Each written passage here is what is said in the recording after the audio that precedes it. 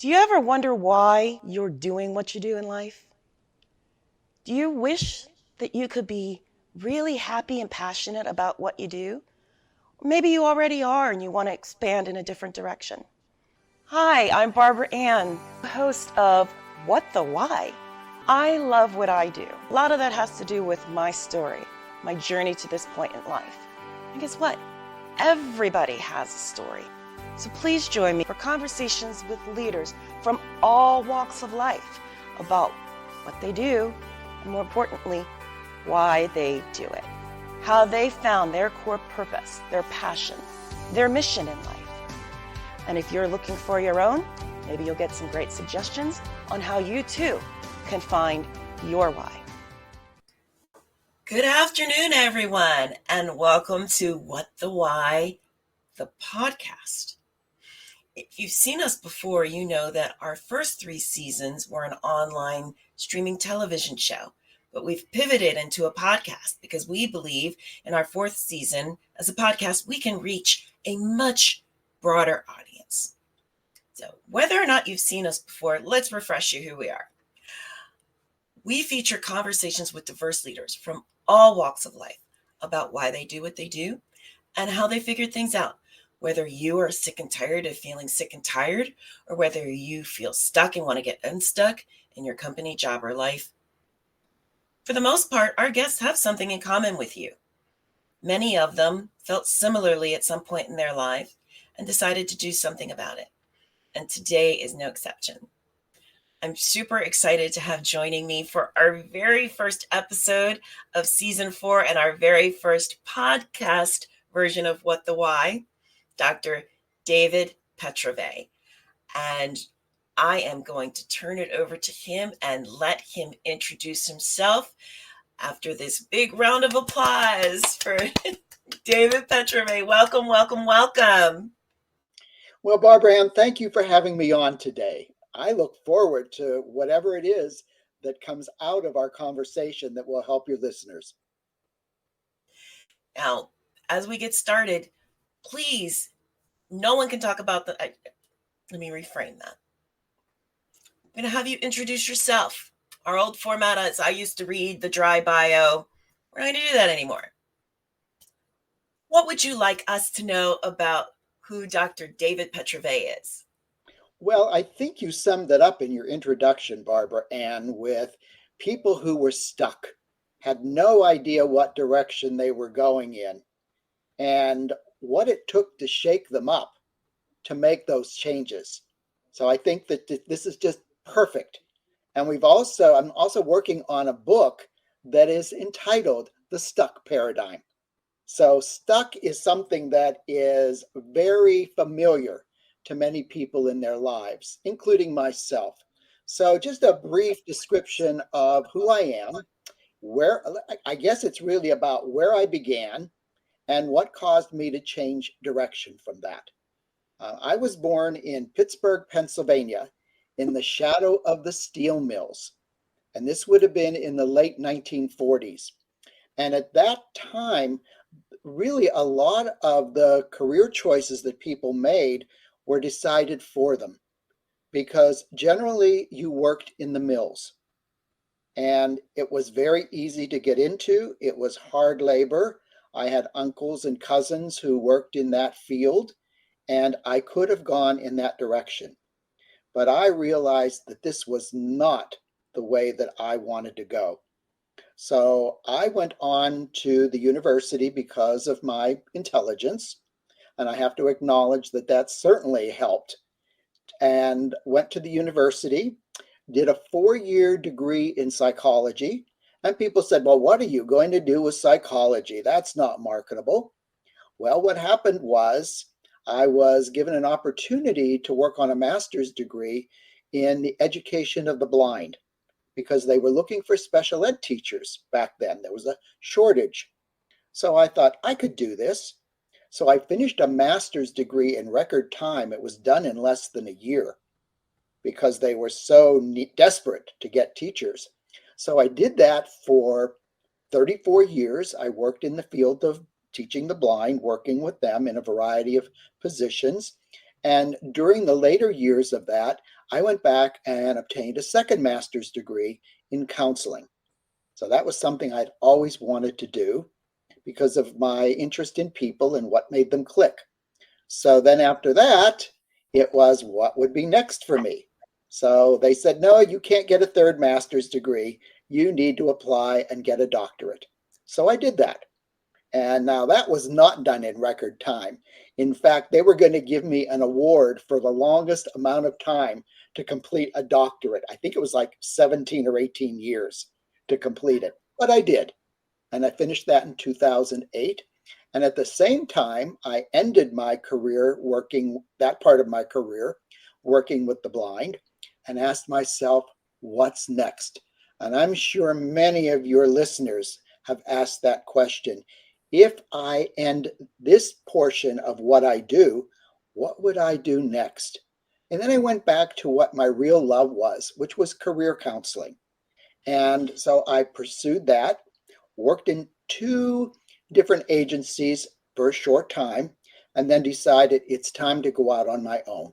So since 2008, I've been in business for myself. And that's basically my story. Wow. Wow. Wow. So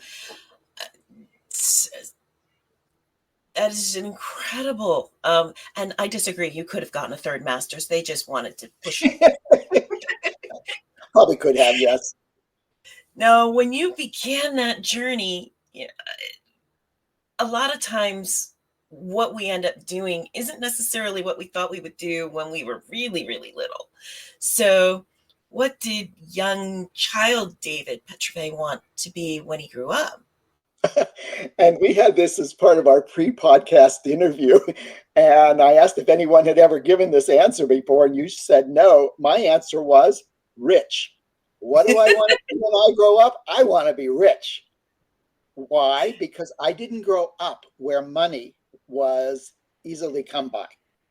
And so we lived in scarcity. And I thought, I don't want to live that type of life. So what would I do with all the money if I was rich? Well, think about all the organizations, agencies that would benefit from that money. I mean, I have a love of animals, so probably the Humane Society would receive quite a bit of it. I've been to Africa and seen what it's like on those reserves and how they're struggling to keep the species of certain animals alive. And that would be another area that I would want to contribute to. And then there are aspects of humanity that I would want to give large amounts of money to. Education for people who are more disadvantaged that certainly would qualify, but don't have the funds to do it. So it would be setting up a scholarship fund. So that would be another area that I would want to donate my money. For the environment, making sure that we have clean air, clean water. So it goes on and on. And I'd have, like, if I was a millionaire or even a billionaire, okay, I would have no problem at all distributing that money to people that I thought were worthy of it. Wow. Which, in the times that we live in now, is much appreciated in terms of your values and your morals and your ideas. How many of those things that you wanted to do have you been able to move forward with without having to disclose whether or not you're a millionaire or billionaire or trillionaire? Well, I found out, Barbara Ann, that it's not always about the money. It's about you have the desire, and the money will follow. That's what I'm finding out in my life. So a number of years ago, I read a book by Jack Canfield called The Aladdin Factor. And he talked about having 101 wishes. So I created a stack of index cards. Each one of them has one of the wishes written on it. And I will tell you, so many of those have already happened. I mean, that stack of what's already manifested has become thicker and thicker. So one of the places I wanted to visit was Antarctica, Been there. One of the others was to visit the Hermitage in St. Petersburg. Been there. Okay. I mean, the list goes on and on. It was to write at least 2 books and have them published. Well, right now I'm working on books number 4 and 5. So that's happened. And just with all of these, it's not about, oh, when I accumulate enough money, then I will do this. It's like, I'll do this and the money will follow. And I've never gone into bankruptcy. I've never had those kinds of situations. There's always been enough money. And maybe that's what being financially successful is all about, having enough money to do the things that you really want to do in life. And I will tell you, several of these, I always have to let go of the how. Now, how is that going to happen? So with going to the Hermitage, originally we had a cruise plan to go to Alaska.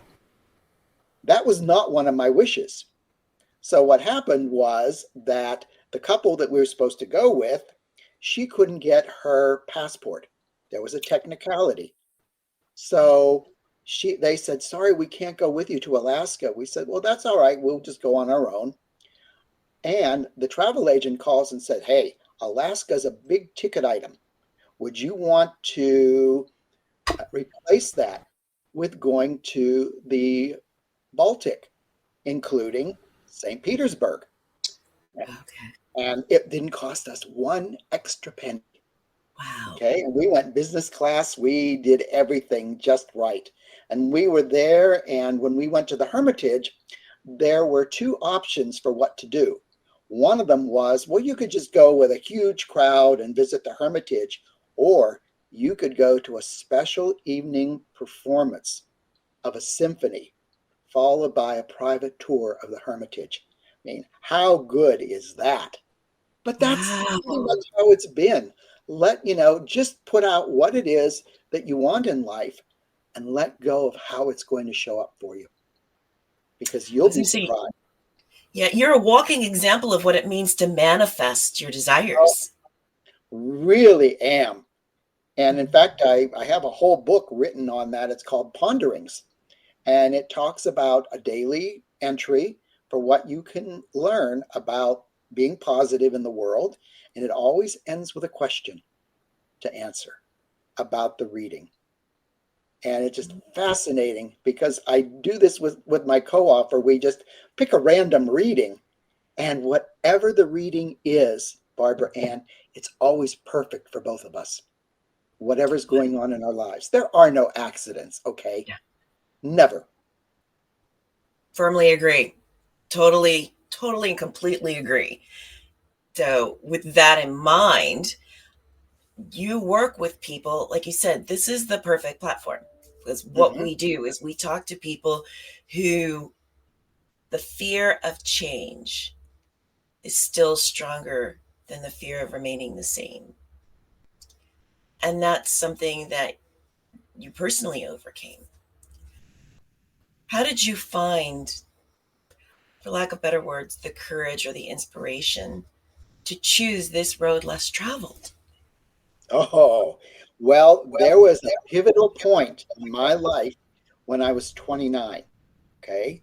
Things were not going the way I wanted in my life. And I thought, there's just no future for me. And I'm going to be totally honest with your listeners. Okay. It became so bad that my only way of dealing with it was not to be here in this life anymore. And people said, well, when you get that way, how do you feel? I said, it's like this bottomless pit that you don't see yourself being able to get out from. And so, when I reached that point, and that was probably, what they call the dark night of the soul, that was it for me. And luckily, I was seeing someone professionally at the time, and I called him and said, this is what I'm considering doing. And he said, whatever you're planning to use, get rid of it now. Okay. And I did. And then the next day he had me see him, and he gave me an alternative that really shook me up at the core. And I thought, this is where this was my calling card to change. If I didn't change then, it was nothing was going to get any better for me. And I think it was that point when we reached that bottom that we can then just garner up all the courage within us to say, you know what? I'm worth saving.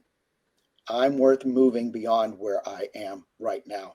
And I don't know if your listeners have been there, but maybe at different levels they have. But it certainly has allowed me to be able to connect with people who may be feeling that way. Yeah. And I'm so glad that you share that, because not only my listeners, but myself can relate to that. Everybody's got a story, and yours speaks to what's possible when you find that courage to keep going. Yes. So let's talk about, you're a published author. You went to Antarctica. You've done all of these amazing things that wouldn't have happened had you not decided to choose that other path. That's right. What would you say are some of the greatest learning opportunities that you've had along the way by finding that courage to move forward? I think what I've learned along the way, Barbara Ann, is be willing to try.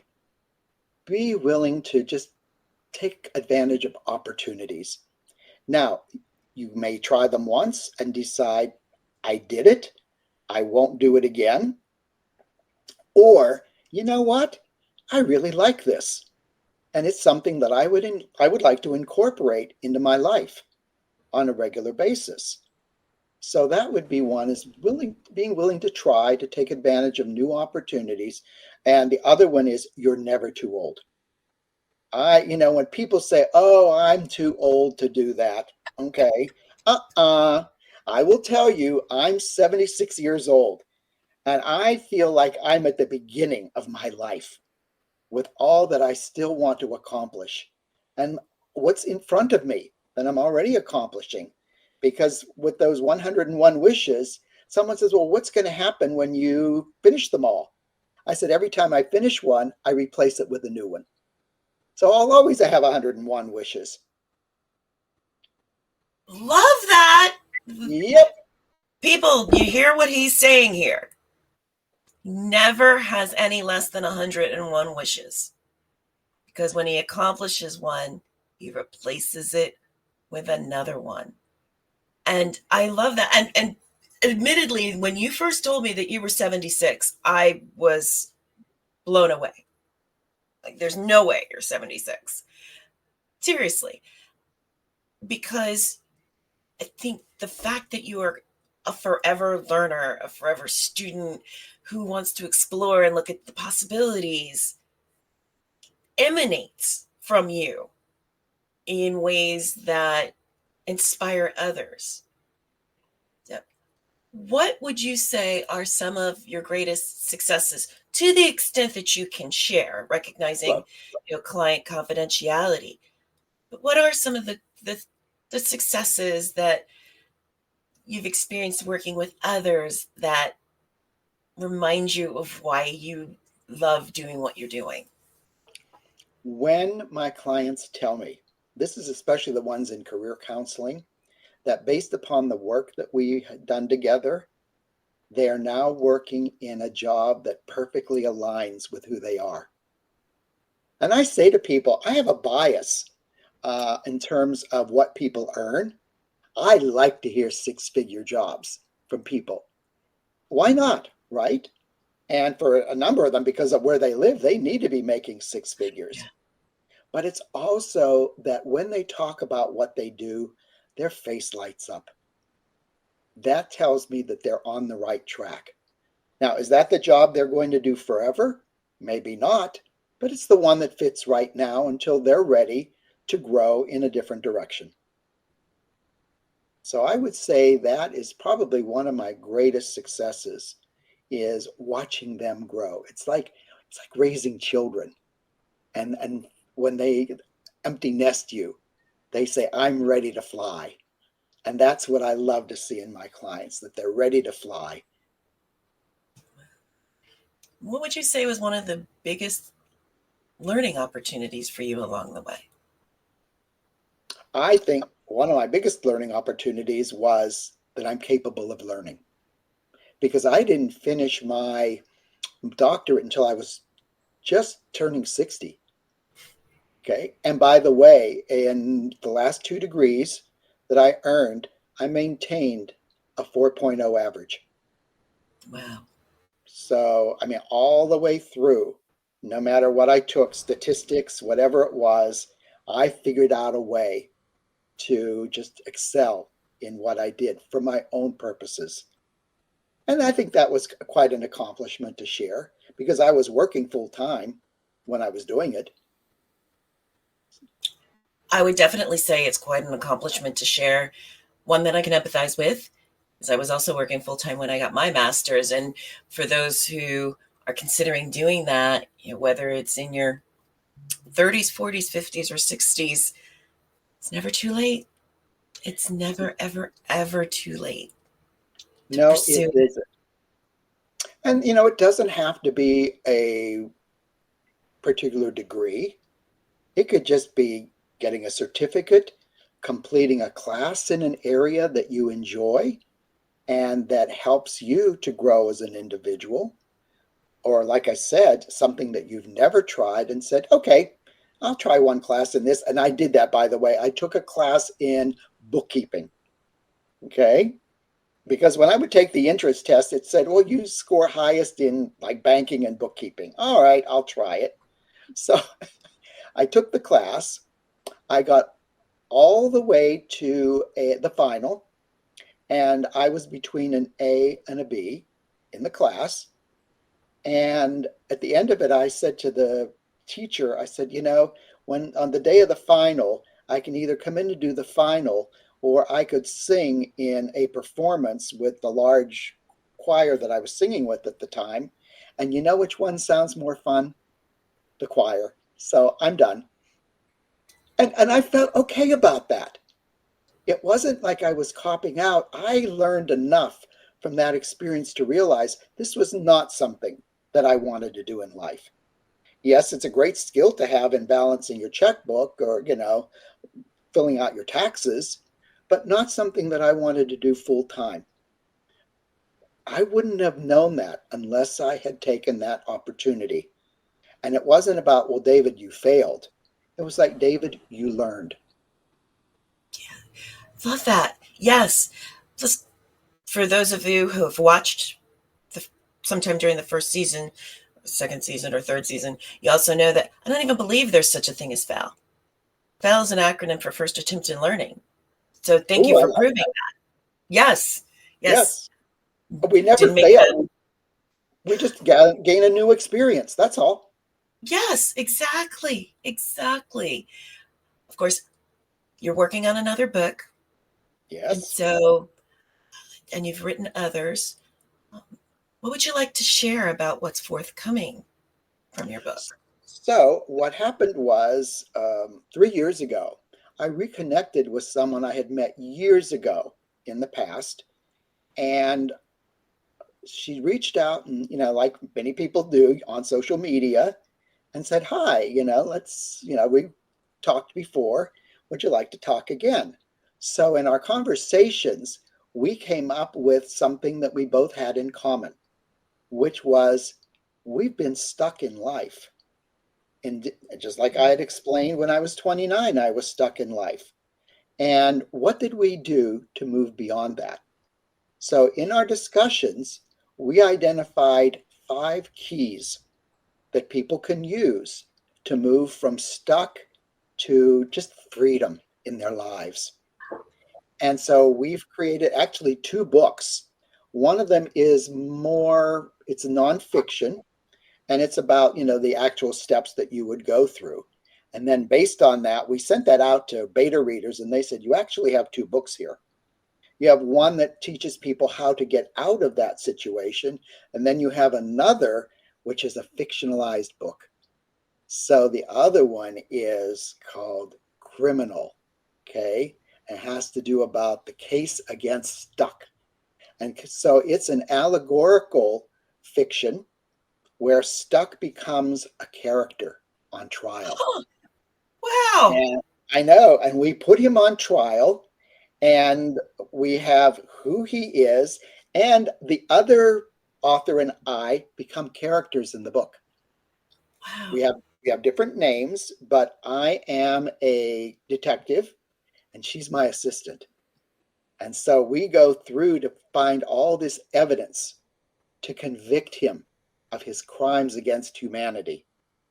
And there are all kinds of twists and turns, and the witnesses in it, they find out later that they are related and don't even know it.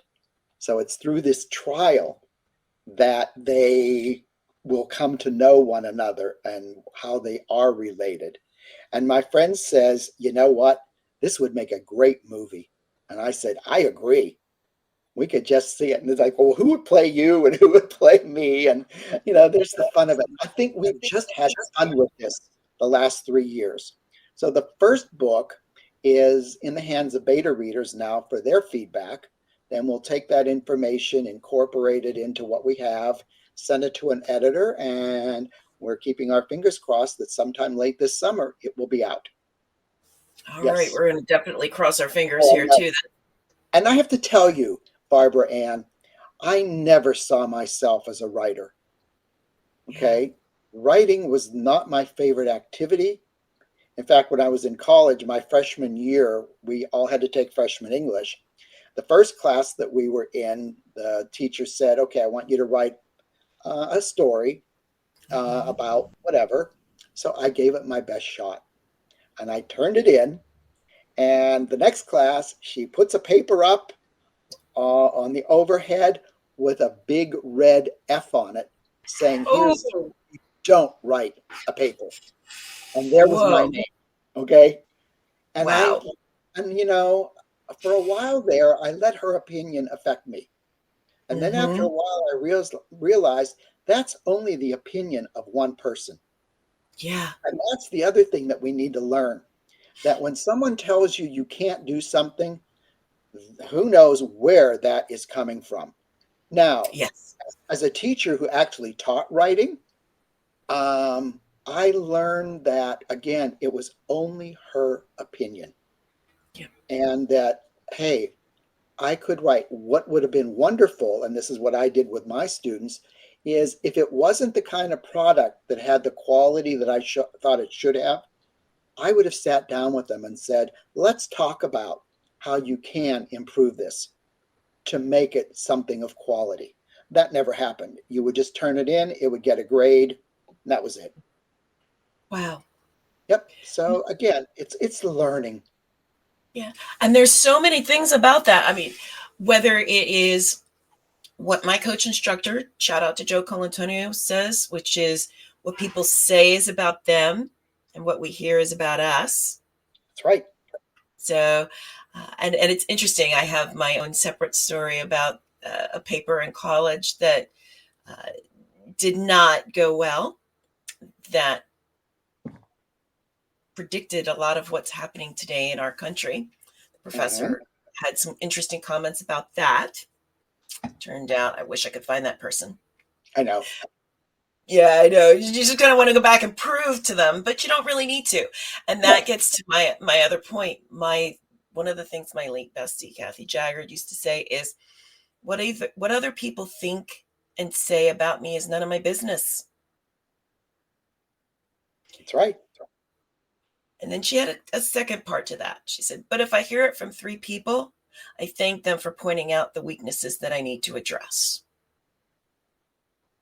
And so you have managed to, let me reframe that. All of the different people whose lives you've touched by doing what you're doing, I'm sure are eternally grateful for the impact that you've had in their lives. For those who might want to learn more about how they can work with you, yes, to change their lives, what's the best way for them to reach out to you? I think probably the best way for them to reach out and learn more about me is to visit my website. So it is David Petrovay Coaching, all one word, lowercase.com. And it takes them to my website, which explains the work that I do. And in terms of podcasts, I have a number of those.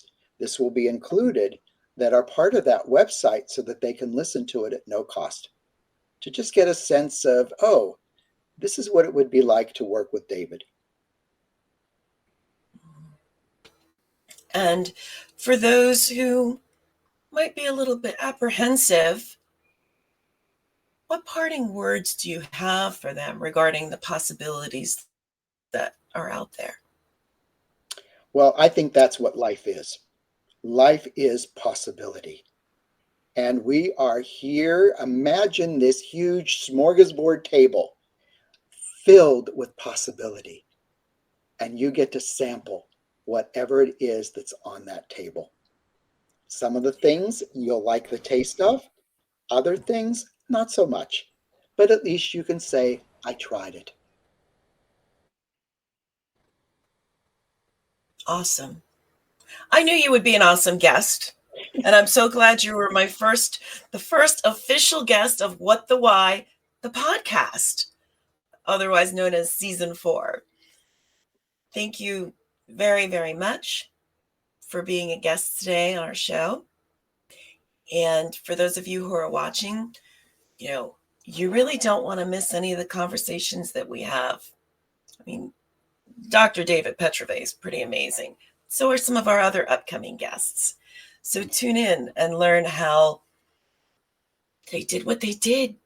I mean, to go from not even wanting to be here anymore to making significant changes in the lives of others is, all I can say is so grateful that you're still here, because so many people benefited because you are. And thank you, Barbara Ann. Thank you. In terms of coming up, stay tuned for additional podcasts with other amazing guests that will inspire you and encourage you to overcome whatever fear is holding you back from living into your purpose.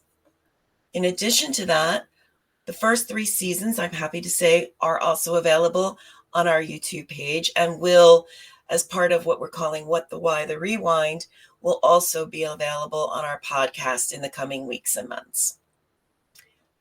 Thank you for choosing to watch.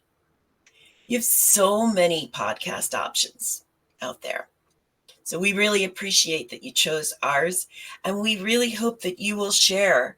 Tell a friend, tell a colleague about what we're doing here and the amazing people that are sharing how they lived into their purpose and overcame whatever fears, challenges, obstacles, real or perceived, were in their path.